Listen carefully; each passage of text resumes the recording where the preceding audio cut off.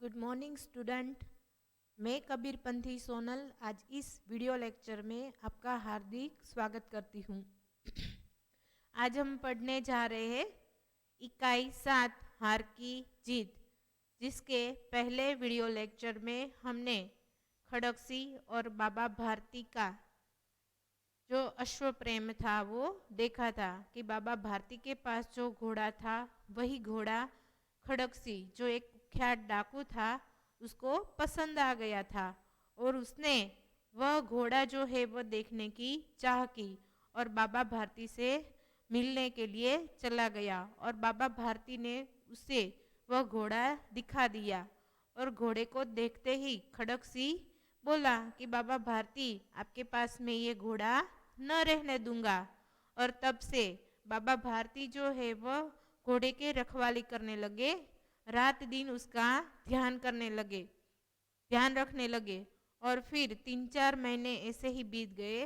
और फिर एक दिन अचानक वह जब घूमने गए तब एक अपाहिज व्यक्ति ने ऐसा कहा कि मुझे यहाँ पर जाना है, आप मुझे छोड़ दो। और वह गरीब भी था और चल फिर भी नहीं सकता था, इसलिए बाबा भारती ने उसे अपने घोड़े पर बिठा लिया और घोड़े पर बिठा कर कुछ देर चलने के बाद तुरंत ही वह अपाहिज जो था वह तनकर बैठ गया और घोड़े की लगाम अपने हाथ में ले ली और घोड़े को लेकर भागा।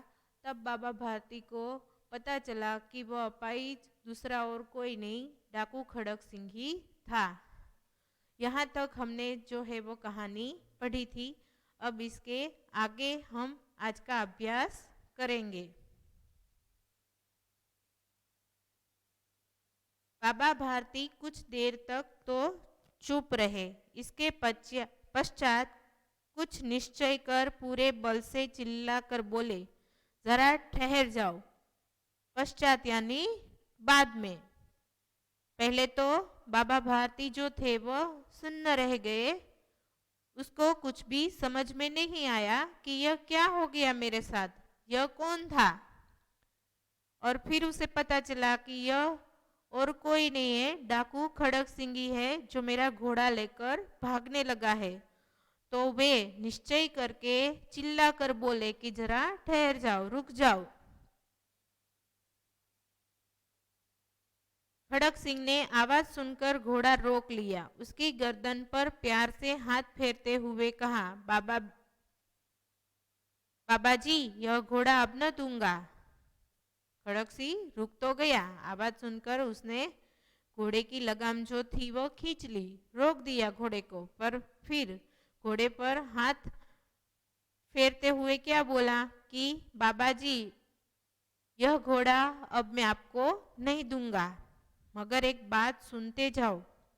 तो बाबा भारती ने क्या कहा उससे कि कोई बात नहीं, मगर एक बात तुम सुनते जाओ। खड़ग सिंह ठहर गया। बाबा भारती ने निकट जाकर उसकी ओर ऐसी आंखों से देखा जैसे बकरा कसाई की ओर देखता है, क्योंकि वह जो उसकी सबसे प्यारी चीज थी वह लेकर जा रहा था।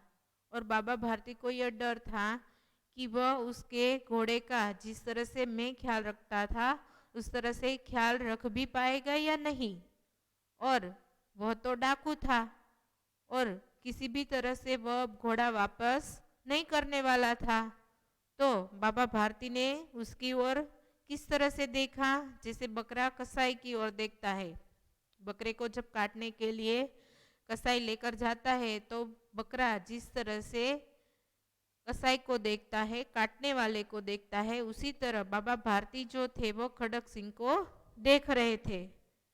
फिर कहा, यह घोड़ा तुम्हारा हो चुका, चलो जाओ, आज मैंने यह घोड़ा तुमको दे दिया। मैं तुमसे इसे वापस करने के लिए नहीं कहूँगा। मैं तुमको कभी ये नहीं कहूँगा कि तुम मुझे ये घोड़ा वापस कर दो। उसे अस्वीकार न करना। स्वीकार का विरोधार्थी क्या होता है? अस्वीकार। परंतु खड़गसिंह केवल एक प्रार्थना करता हूँ, उसे अस्वीकार न करना। यानी कि यहाँ पर बाबा भारती खड़गसिंह को एक प्रार्थना करते हैं, एक विनती करते हैं और कहते हैं कि यह विनती को तुम अस्वीकार मत करना, नहीं तो मेरा दिल टूट जाएगा। दिल टूट जाना एक मुहावरा है जिसका अर्थ होता है निराश होना।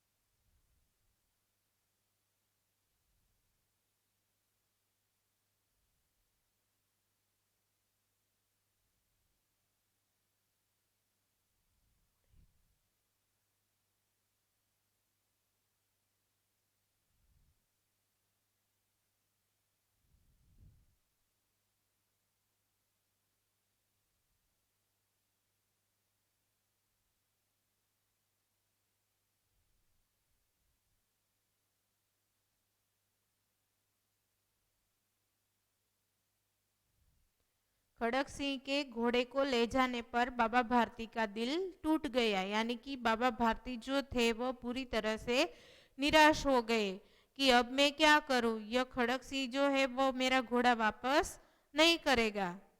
तो उसका दिल टूट गया। बाबा जी आज्ञा कीजिए, मैं आपका दास हूँ। दास यानी कि सेवक। यानी कि खड़क सिंह जो था वो बाबा भारती को कहता है कि मैं आपका दास हूँ, आप मुझे आज्ञा कीजिए। मैं आपका दास हूँ, केवल यह घोड़ा न दूंगा। आप कुछ भी मांग लो मुझसे, मैं आपको वो सब देने के लिए तैयार हूँ, पर सिर्फ यह घोड़ा आपको वापस न दूंगा। अब घोड़े का नाम न लो। तो बाबा भारती ने उसकी धारणा के विपरीत उसको जवाब दिया कि अब तुम मेरे सामने घोड़े का नाम मत लो, मैं तुमसे इसके विषय में कुछ न कहूँगा। अब मैं घोड़े के बारे में कुछ भी बोलना नहीं चाहता। मेरी प्रार्थना केवल यह है कि इस घटना को किसी के सामने प्रकट न करना। मैं सिर्फ तुमसे यह कहना चाहता हूँ कि तुम जो हो वह, यह घटना जो साथ मेरे घटी है आज, वह घटना का किसी और के सामने वर्णन मत करना। किसी को भी मत कहना कि तुमने मेरे पास से यह घोड़ा किस तरह से लिया। यानी कि छल से, जिस तरह से तुमने मुझे छल किया, कपट किया और यह घोड़ा जो है वो मेरे पास से छीन लिया, तो आज के बाद किसी को भी ये मत कहना कि तुमने यह घोड़ा जो है मेरे पास से किस तरह से ले लिया। यानी कि यह पूरी घटना किसी और को बताने के लिए यहाँ बाबा भारती खड़क सिंह को मना करते हैं। खड़क सिंह का मुंह आश्चर्य से खुला रह गया। मुंह आश्चर्य से खुला रह जाना यानी कि बहुत आश्चर्य होना, तो यह भी एक मुहावरा है।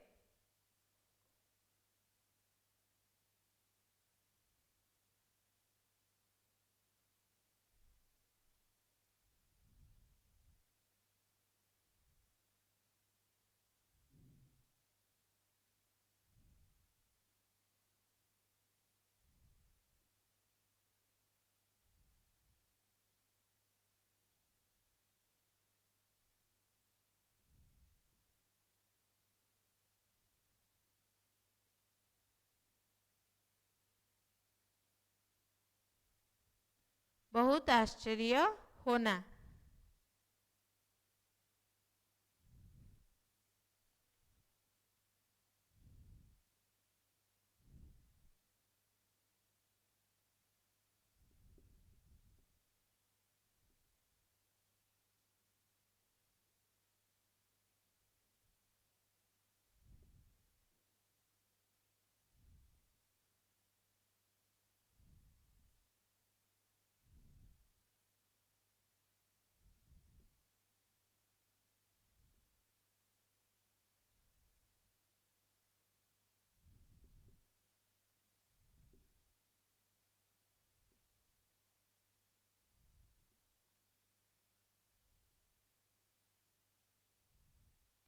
चौकीदार को चोरी करते देख मालिक का मुंह आश्चर्य से खुला रह गया। यानी कि बहुत आश्चर्य हुआ कि जो मैंने चौकीदार रखा था वो खुद ही चोरी कर रहा था। तो यहाँ बाबा भारती को भी जब ऐसी बातें सुनाते हुए देख खड़ोसी का मुख जो था वो आश्चर्य से खुला रह गया। उसका विचार था कि उसे घोड़े को लेकर यहाँ से भागना पड़ेगा।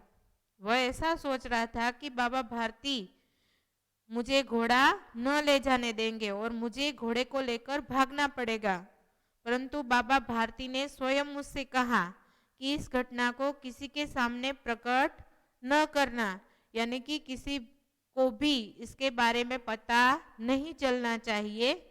इससे क्या प्रयोजन सिद्ध हो सकता है और इसके द्वारा बाबा भारती मुझे क्या कहना चाहते हैं। खड़क सिंह ने बहुत सोचा, बहुत सिर मारा। बहुत सिर मारना मतलब मुहावरा है, बहुत सोच विचार करना।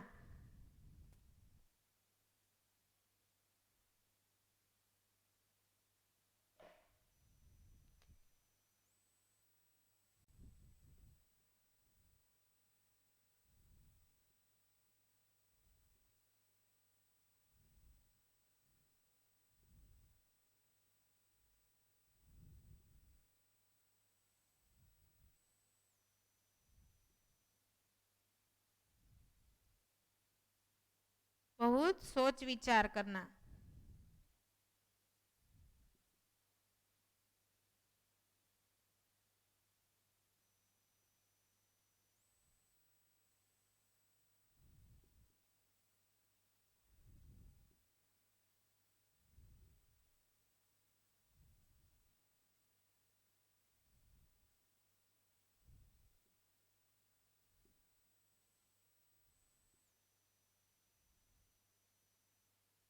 मैंने बहुत सिर मारा पर यह प्रश्न का हल मुझे नहीं मिला।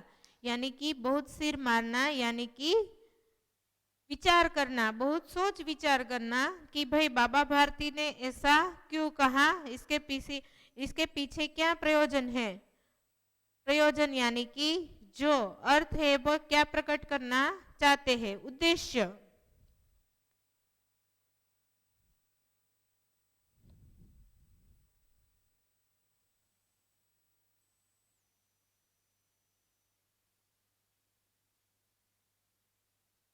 प्रयोजन यानी उद्देश्य। इसके पीछे क्या उद्देश्य हो सकता है बाबा भारती का। हारकर उसने अपनी आंखें बाबा भारती के चेहरे पर गड़ा दी और पूछा, यानी कि उसकी आंखें जो थी वो बाबा भारती पर स्थिर कर दी और फिर पूछा, बाबा जी इसमें आपको क्या डर है। आंखें गड़ाना मतलब ध्यान से देखना, तो ये भी एक मुहावरा है।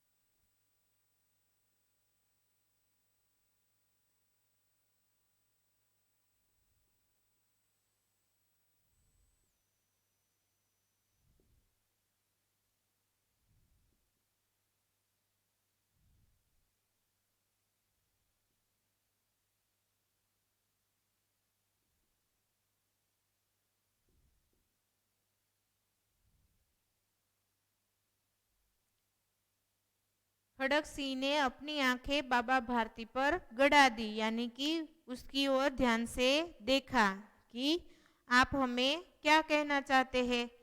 यदि मैं इस घटना के बारे में किसी और को कहूँगा तो आपको क्या डर लगेगा। सुनकर बाबा भारती ने उत्तर दिया, लोगों को अगर इस घटना का पता लग गया तो वे किसी गरीब का विश्वास न करेंगे। तुम सोचो, अगर तुमने यह घटना का वर्णन जोरों शोरों से दूसरे के पास किया तो कोई भी व्यक्ति अब गरीब का विश्वास नहीं करेगा। जिस तरह से तुमने गरीब बनकर मुझे छला है, मेरे साथ कपट किया है, मेरे घोड़े को अपने पास ले लिया है, तो आज के बाद कोई भी व्यक्ति किसी भी गरीब व्यक्ति का विश्वास न करेगा। यह कहते कहते उन्होंने सुल्तान की ओर से इस तरह से मुंह मोड़ लिया जैसे उनका कोई संबंध ही नहीं रहा हो। मुंह मोड़ लेना ये भी एक मुहावरा है जिसका अर्थ होता है संबंध न रखना अथवा तो विमुख हो जाना।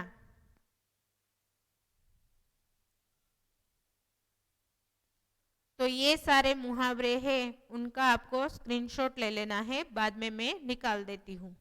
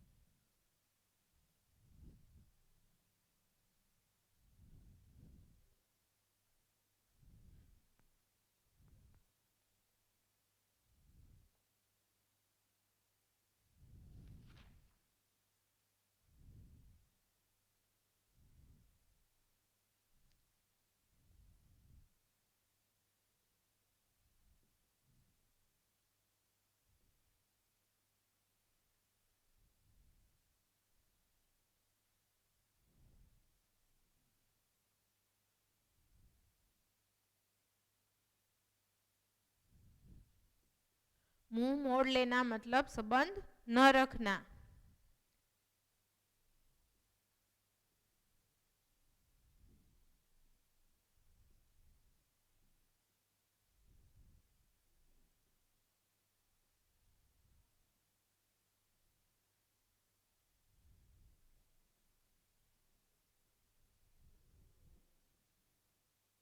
क्यों यहाँ पर बाबा भारती ने मुंह मोड़ लिया? क्योंकि बाबा भारती को अब पता चल गया था कि मैं कुछ भी कर लूं पर यह खड़गसी जो है वो मुझे अपना जो घोड़ा है वो कभी वापस नहीं देगा। वो मुझे कभी अपने घोड़े के पास नहीं रहने देगा।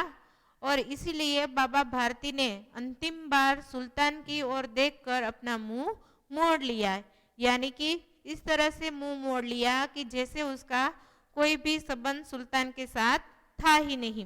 तो यहाँ पर हम एक बहुत ही अच्छी बात करना चाहते हैं।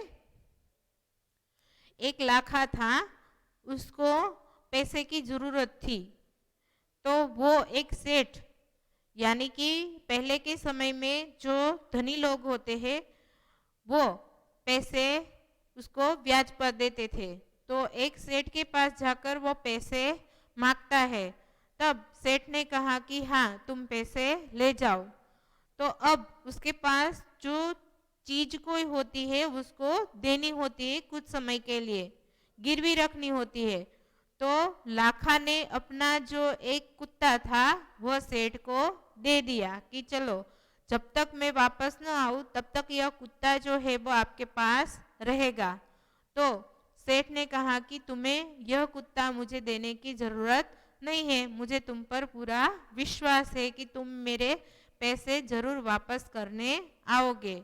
मगर फिर भी लाखा जो था उसने अपना सबसे प्रिय कुत्ता जिसका नाम डाघिया था तो वह सेठ को दे दिया और कहा कि तुम इस सेठ के घर की रखवाली करना। और कुछ समय बाद क्या घटना घटित होती है सेठ के घर पर? तो चोरी होती है और यह जो डाघिया होता है वह चोरों के पीछे पीछे जाता है। तो चोर चोरी करके एक खेत में गड्ढा करके उसमें माल छुपा देते हैं और वहां से चले जाते हैं। तो सारे घर में फिर पता चल गया कि चलो चोरी हुई है, चोरी हुई है। तो यह जो कुत्ता था वो वापस आया और उसने सेठ की धोती पकड़ ली और उसको धीरे धीरे धीरे उस स्थल पर ले गया जहां चोरों ने वह धन छुपाया था। तो वहां पर खोदने पर उसे वह सारा चोरी किया हुआ धन वापस मिल गया। तो वह सेठ जो था वो बहुत ही खुश हुआ, मालिक जो था वो बहुत ही खुश हुआ कि चलो इस कुत्ते के कारण मेरा इतना फायदा हुआ कि जो मेरा सारा धन चला गया था वह धन जो है वो वापस आ गया। तो अब मुझे इस कुत्ते को इज्जत के साथ उसके मालिक के पास जाने देना चाहिए। मुझे अब इससे रखवाली नहीं करवानी चाहिए, क्योंकि यह भी उससे मालिक के बगैर अच्छा नहीं लगता होगा, उसको उसके मालिक के पास जाना होगा। तो सेठ जो है वो एक चिट्ठी उसके गले पर बांध देते हैं और कुत्ते को कहते हैं कि जाओ अब तुम अपने मालिक के पास वापस चले जाओ। तो डाकिया जो था वो खुशी खुशी जा रहा था, वो आज बहुत खुश था क्योंकि उसको अपने मालिक के पास जाने को मिल रहा था। तो वह मन से बहुत प्रसन्न होता हुआ जब जा रहा था, तब सामने किसको आते हुए देखा? तो उसके मालिक को ही आते हुए देखा। लाखा को जब वह आते हुए देखता है तो बहुत खुश हो जाता है, वह दौड़कर उसके गले लग जाना चाहता है। मगर लाखा जो था वह डाकिये को देखकर इस तरह से आश्चर्यचकित रह गया कि भाई ये डाकिया जो था वो मैंने उस सेठ के पास छोड़ा था, तो ये मेरे पास वापस क्यों आ गया, वापस क्यों आ रहा है? और उन्होंने उसके सामने से मुंह मोड़ लिया, यानी कि अपना मुंह जो था वह मोड़ लिया, यानी कि कुत्ते को ऐसा जताया कि चलो अब तुम वापस आ गए हो वहां से, तुमने मेरी बात नहीं मानी, तो अब मैं तुम्हारे साथ कोई भी संबंध रखना नहीं चाहता। और यह बात जो थी और वे वहां से चला गया और सेठ के पास जाकर उसे पता चला कि भाई वह कुत्ता जो था वो तो बहुत ही अच्छा निकला, उसने मेरा इतना सारा धन बचाया और इसलिए मैंने उस कुत्ते को तुम्हारे पास वापस आने के लिए भेज दिया। उसके गले में एक चिट्ठी भी मैंने बांध रखी थी। तो यह सारी बातें जब लाखा को याद आई तो वह वापस कुत्ते को लेने आ गया। तो दूसरी ओर क्या हुआ कि कुत्ता जो था उसे अपने मालिक की बातों से, बर्ताव से इतना बुरा लगा था कि एक पत्थर जो था वहां सिर पटक पटक कर उसने अपने आप को खत्म कर डाला, मार डाला। और जब लाखा वहां पर आया तो उसने देखा कि डाकिया जो था वह मर चुका था। तो उसने उस जगह पर एक बड़ा तालाब बनाया जिसे हम डाकासर सरोवर के नाम से जानते हैं। तो यह भी मनुष्य और प्राणी के प्रेम की अद्भुत कथा है, अद्भुत कहानी है। तो यहाँ उस तरह से बाबा भारती ने भी अपने घोड़े से मुंह फेर लिया था और कहा था कि चलो मैं अब तुम्हारे साथ कोई संबंध रखना नहीं चाहता।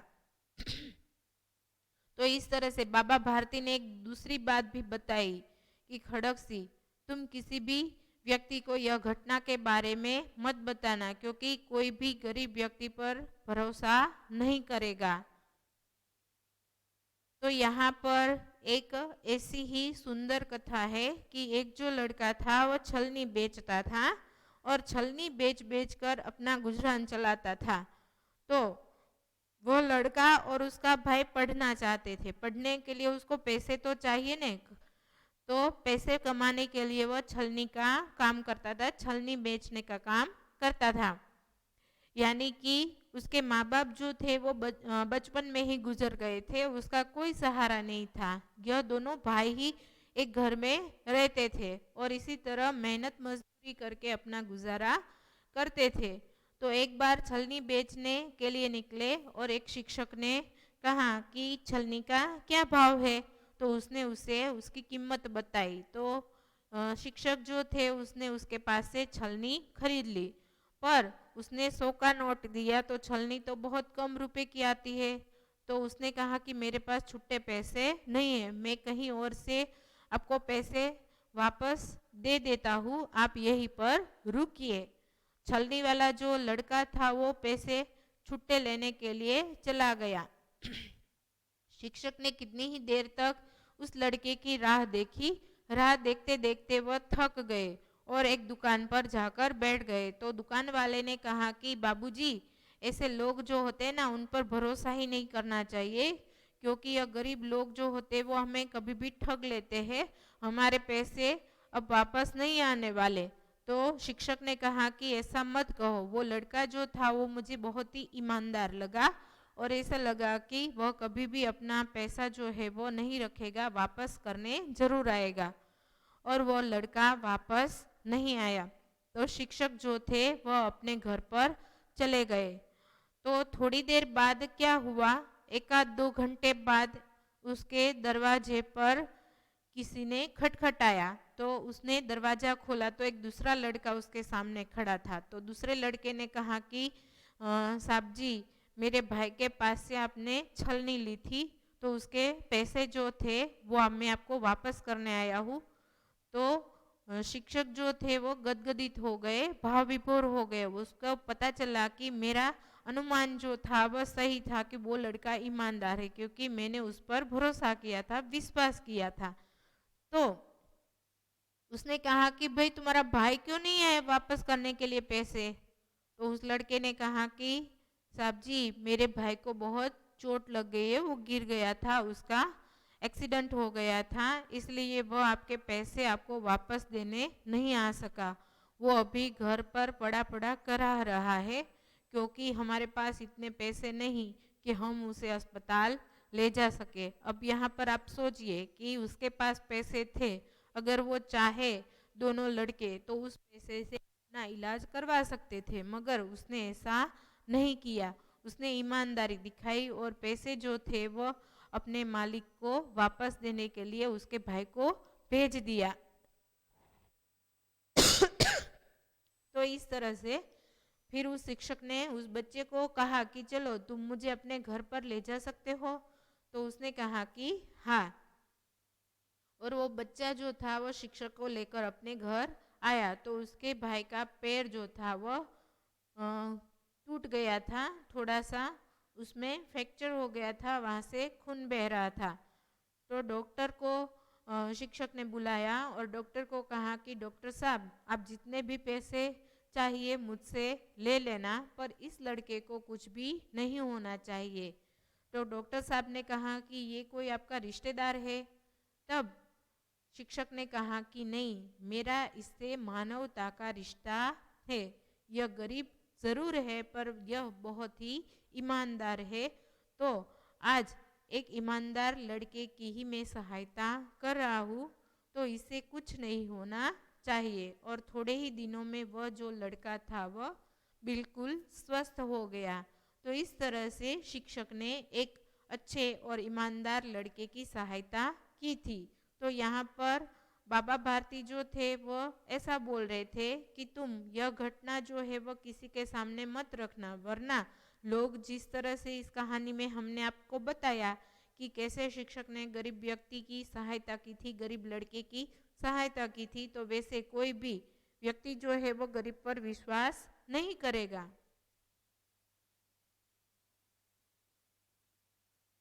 बाबा भारती चले गए, परंतु उनके शब्द खड़क सिंह के कानों में उसी प्रकार गूंज रहे थे। सोचता था, कैसे उच्च विचार है, पवित्र भाव है।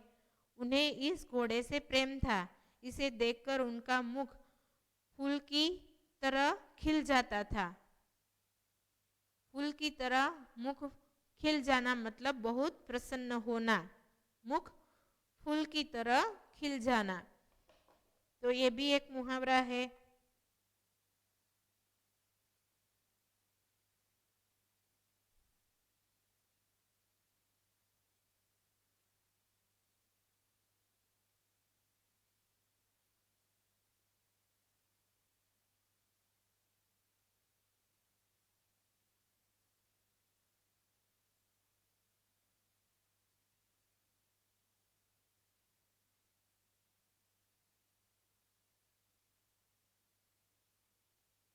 बहुत प्रसन्न होना।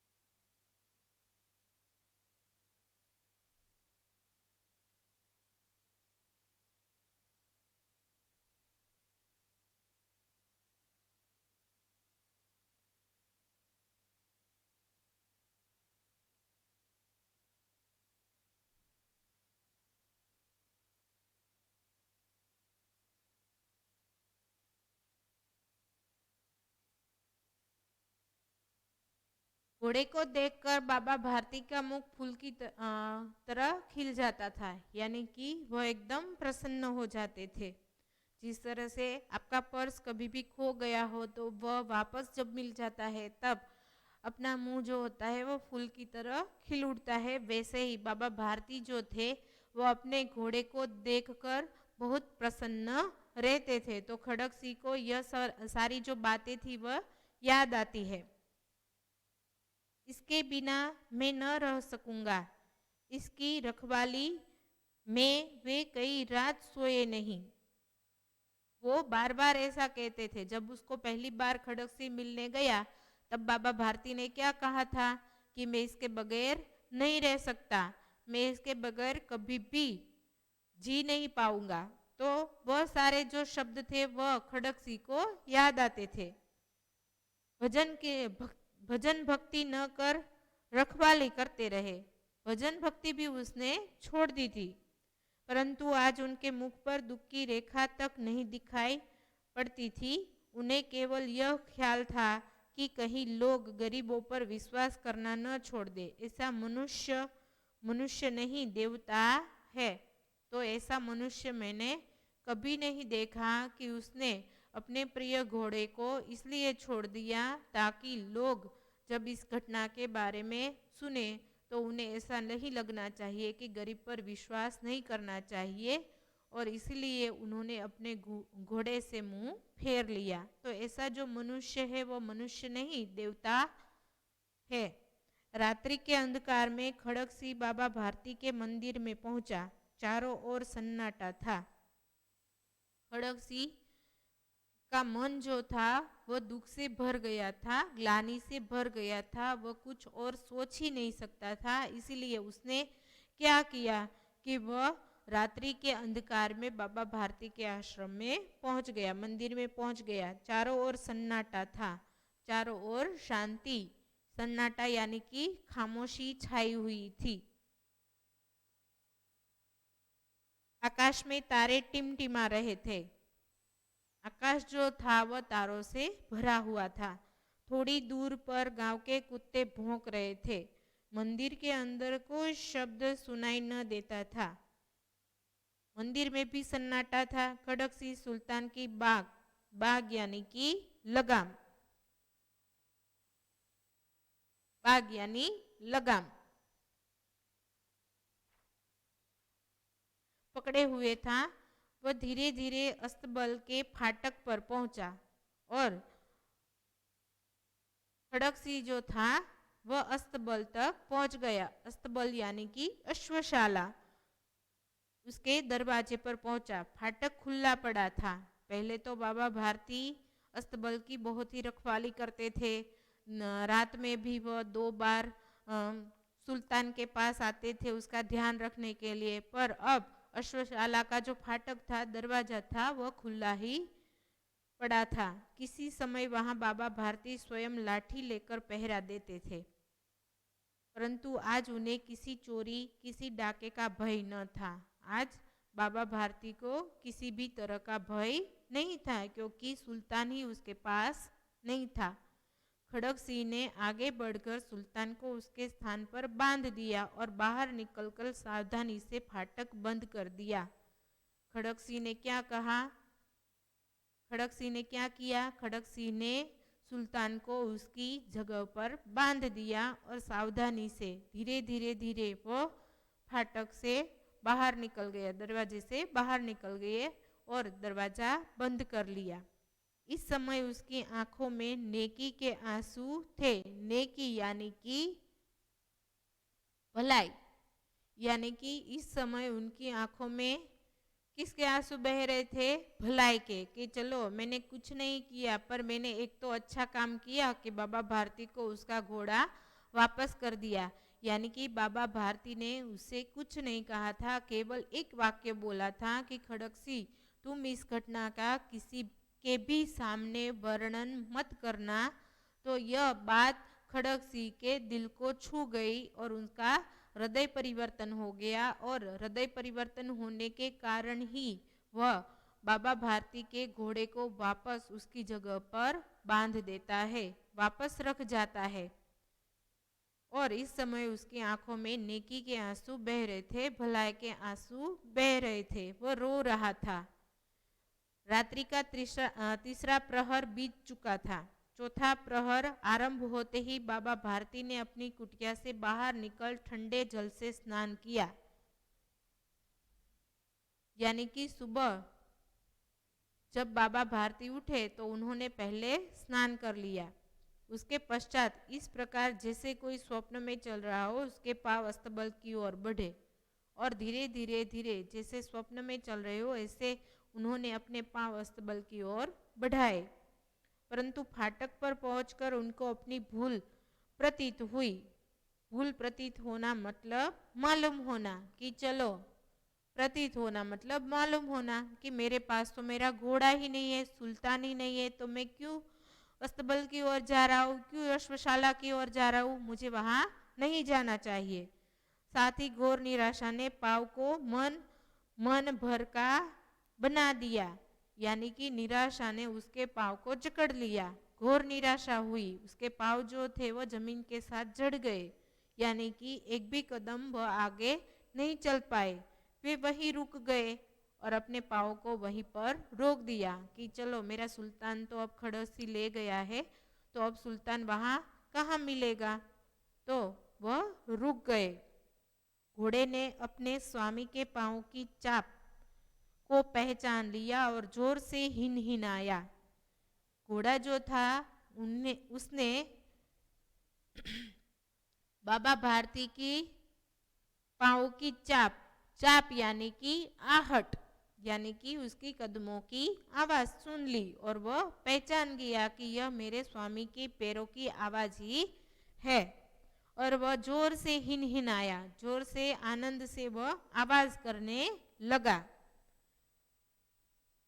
अब बाबा भारती आश्चर्य और प्रसन्नता से दौड़ते हुए अंदर घुसे और अपने प्यारे घोड़े के गले से लिपट कर इस प्रकार रोने लगे मानो कोई पिता बहुत दिन से बिछड़े हुए पुत्र से मिल रहा हो।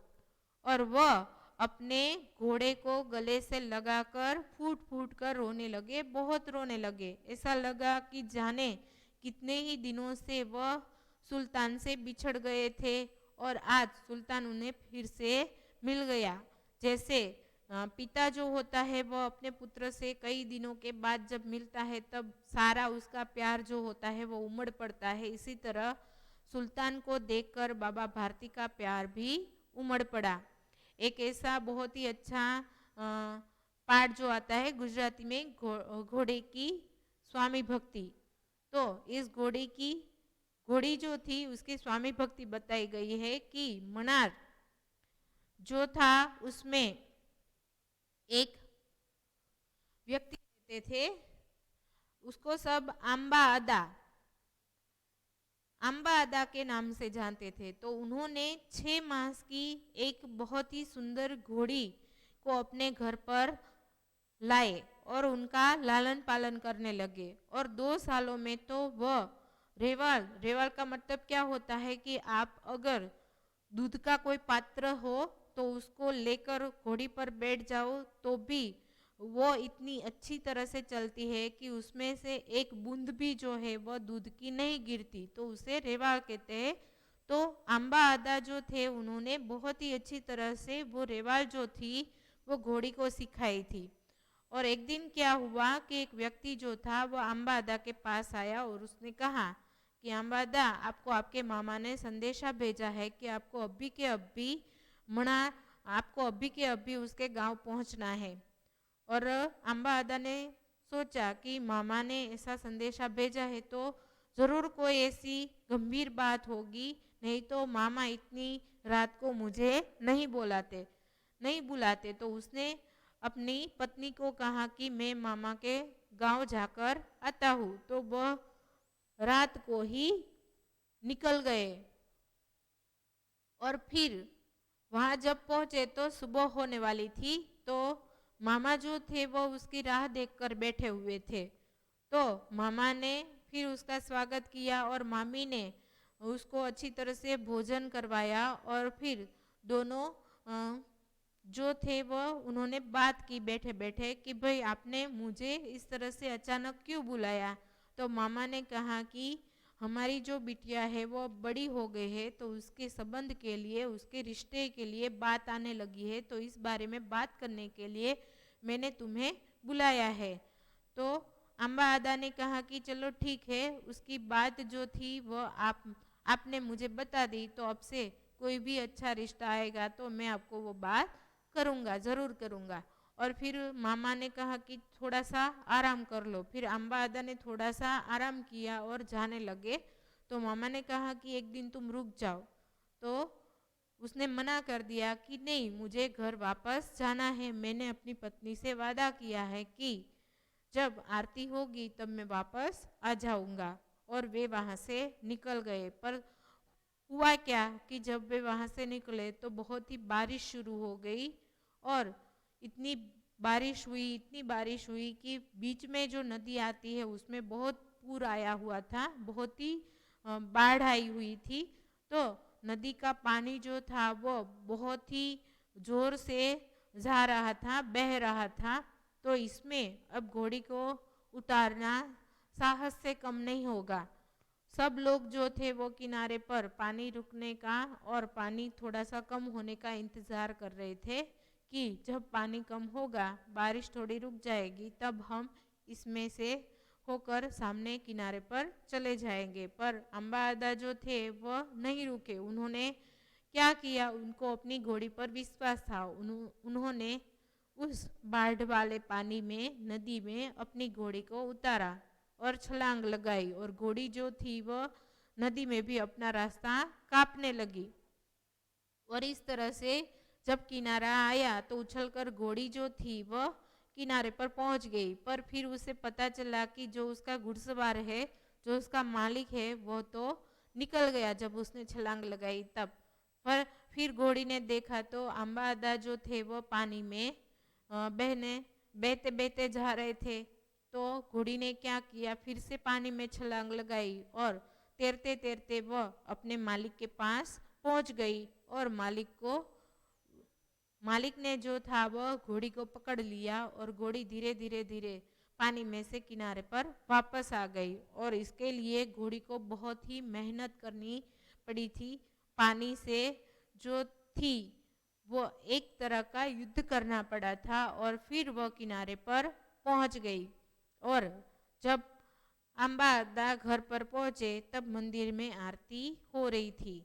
और उन्होंने अपनी पत्नी को बताया कि आज तो मेरे साथ साथ तुम्हें इस घोड़ी का भी बहुत अच्छी तरह से ध्यान रखना होगा, क्योंकि यह घोड़ी जो थी उन्होंने आज तुम्हारे सुहाग की रक्षा की है, तुम्हारे पति की जान बचाई है।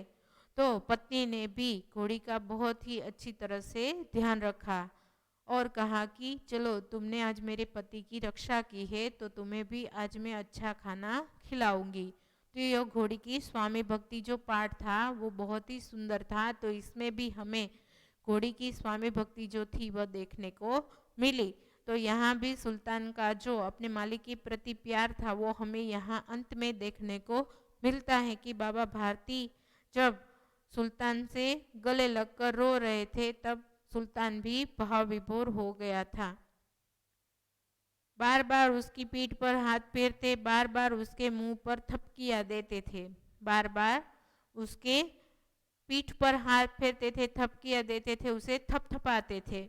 फिर वे संतोष से बोले, अब कोई गरीबों की सहायता से मुंह नहीं मोड़ेगा, क्योंकि उसको खड़क सिंह की जो भलाई थी वो याद आ गई कि खड़क सिंह ने कुछ और नहीं पर भलाई के कारण ही मेरा घोड़ा मुझे वापस कर दिया है। तो अब कोई भी व्यक्ति जो है वो गरीब की सहायता से मुंह नहीं मोड़ेगा, यानी कि जरूर उसकी मदद करेगा। तो यह जो पाठ था इसमें से हमें एक ऐसा बोध मिलता है कि हमें दूसरे लोगों पर भरोसा करना चाहिए। और जब हम दूसरे लोगों पर भरोसा करते हैं तो वह भी हमारे भरोसे को देखकर अपने अंदर एक भलाई जो है होती है वह दिखाता है। यानी कि यहाँ बाबा भारती ने खड़क सिंह के प्रति जो भलाई दिखाई थी, तो खड़क सिंह ने भी बाबा भारती के प्रति अपनी भलाई दिखाई और उसका घोड़ा वापस कर दिया। तो यहाँ पर हम व्याकरण के ऐसे दो टॉपिक है जिन पर बात करना चाहते हैं। एक तो जो है वो उपसर्ग है और दूसरा जो है वो प्रत्यय है। तो थोड़ी ही बात हम उनके बारे में करना चाहेंगे।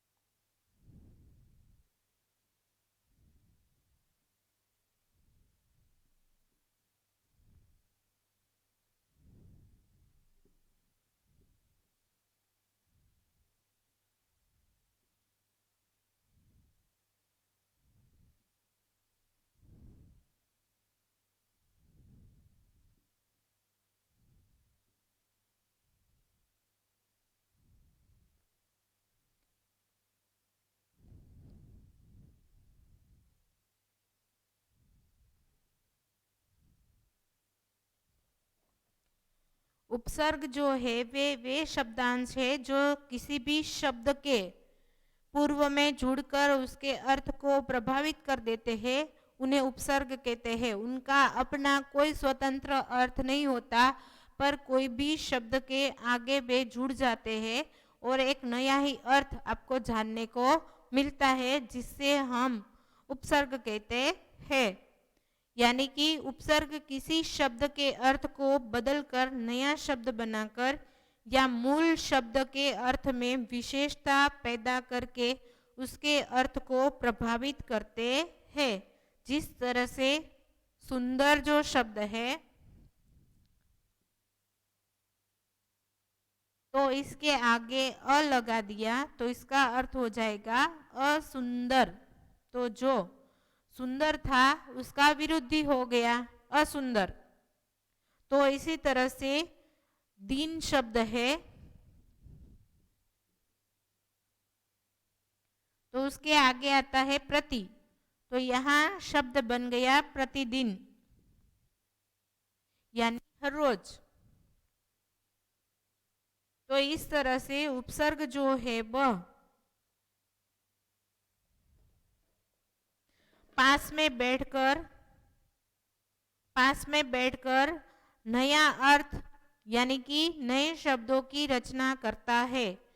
यानी कि हार जो होती है तो उसके आगे प्रहार यानी कि मारना, ऐसा अर्थ बन गया। यहाँ हार का मतलब जो होता है वह हारना होता है, पर यहाँ प्र लगा दिया तो उसका अर्थ बन गया प्रहार यानी मारना। तो इसी तरह से हार जो होता है उसके आगे आप उप लगा दो, उपसर्ग लगा दो, तो उसका अर्थ हो जाएगा भेंट, उपहार यानी कि भेंट। तो इस तरह से हम किसी भी शब्द के आगे कोई भी उपसर्ग लगाते हैं तो एक नया शब्द हमारे सामने खुलकर आता है। आधार होता है तो उसके आगे हम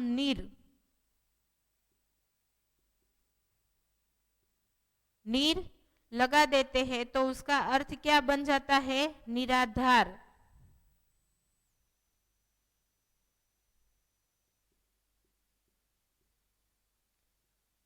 तो उसका अर्थ बन जाता है निराधार,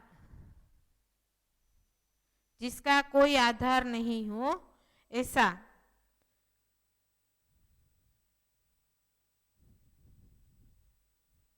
बन जो होता है तो उसके आगे हम अन लगा देते हैं तो शब्द बन जाता है अनबन। ठीक है, तो इस तरह से हम उपसर्ग को जानते हैं। अब जो दूसरा है वह प्रत्यय है, जो शब्द के बाद में मिलता है, शब्द के बाद में जुड़ता है।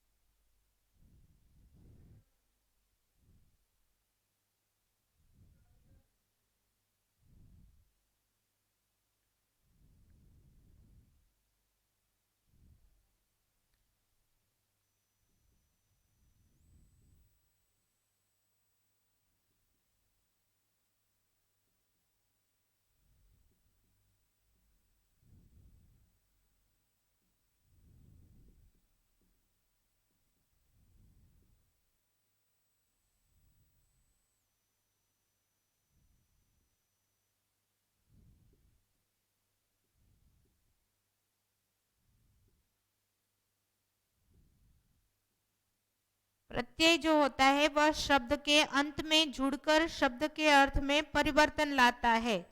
यानी कि यहाँ पर भी हमें शब्द के अंत में कोई प्रत्यय यदि जुड़ जाता है तो उसमें परिवर्तन आता हुआ दिखाई देता है। जिस तरह से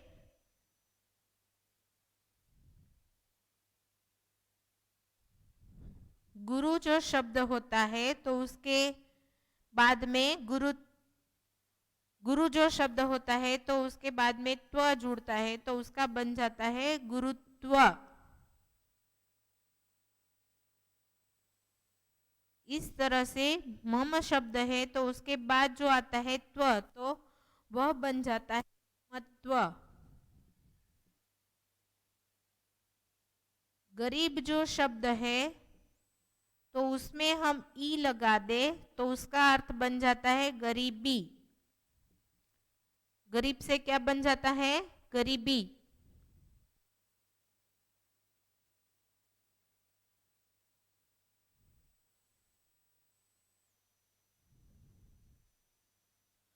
और एक और शब्द है गुलाब।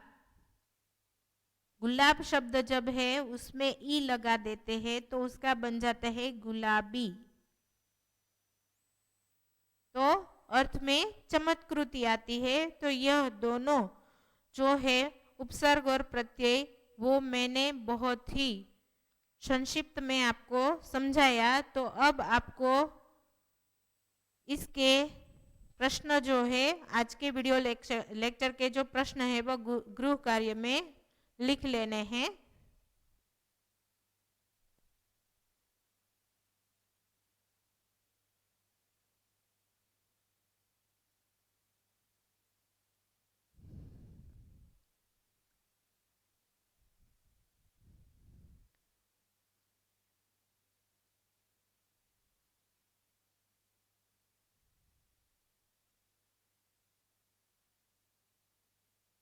बाबा भारती कौन थे?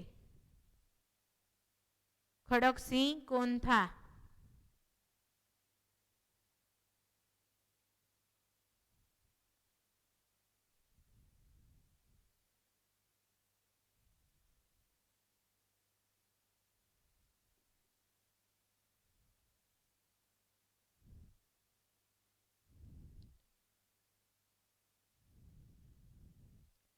बाबा भारती भारती के घोड़े की क्या विशेषता थी?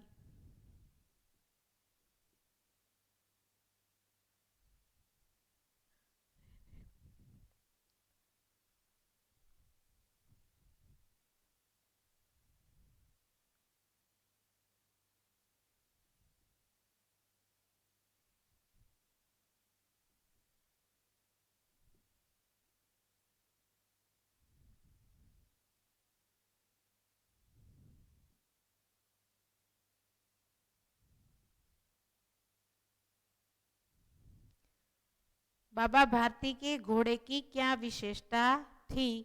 तो इन 3 प्रश्नों के उत्तर आपको गृह कार्य में दिए जा रहे हैं, जिनको आपको करना है। तो यहाँ हमारा वीडियो लेक्चर जो होता है वह पूर्ण होता है। Thank you.